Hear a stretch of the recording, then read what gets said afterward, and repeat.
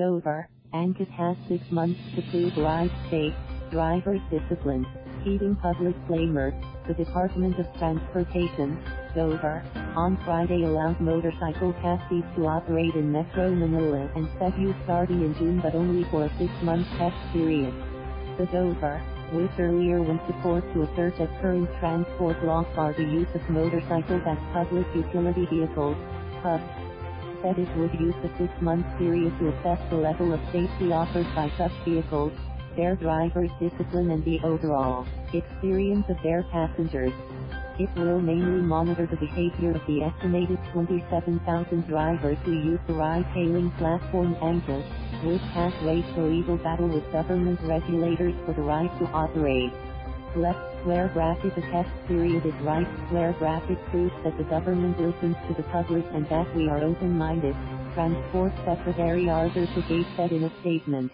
Warning to drivers. Tugay, however, warned Angkas drivers and the company behind the platform to not waste the trust given to them to provide service to our riders. If you fail our standards, we will not have second thought. Left square bracket about right square bracket halting the pilot implementation, he said. Under DOTr guidelines, for the next 6 months, commuters can take motorcycle taxis registered under Angkas without being apprehended. Only 100 to 200 motorcycles can be used as PUVs. Sport and off-road bikes are not allowed. The drivers must always be in proper uniform and wearing safety gear like helmets, reflect-ride vests and safety belts that the passenger can hold onto. 60 speed limit. The drivers should also observe the 60 km/h speed limit and be on the road for only 10 hours a day. The DOTr will gather data and feedback regarding Angkas operations, including accident reports, traffic violations, passenger complaints, kilometers traveled and fares collected, among others. The agency is imposing a 5% threshold for accidents per motorcycle. Example, out of 100 trips, an Angkas motorcycle cannot figure in more than 5 road accidents. The DOTr first tried to stop Angkas operations in 2017, arguing that Republic Act No. 4136, Land Transportation and Traffic Code, prohibits two-wheel vehicles from being used as PUVs because of safety issues. Angkas later secured a Mandaluyong City Court injunction against the DOTr crackdown. But the department raised the matter in the Supreme Court and obtained a temporary restraining order on the local court ruling.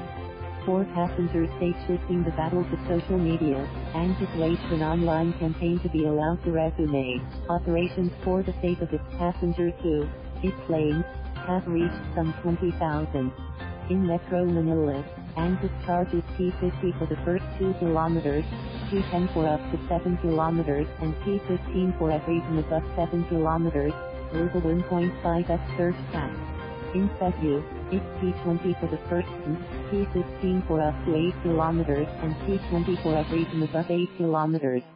Angkas CEO Angeline Pham said she hopes that the test period will serve to show legislators and regulators the viability of this mode of transport so we can fully pass left square bracket is legalization right square bracket into law. The war for legalization is over, Bolanos said. A new fight begins. To keep Angkas operating, it must pass the parameters set left square bracket by the DOTr right square bracket, a challenge far greater than the war left square bracket that had already right square bracket transpired. Thank you for watching. Please subscribe.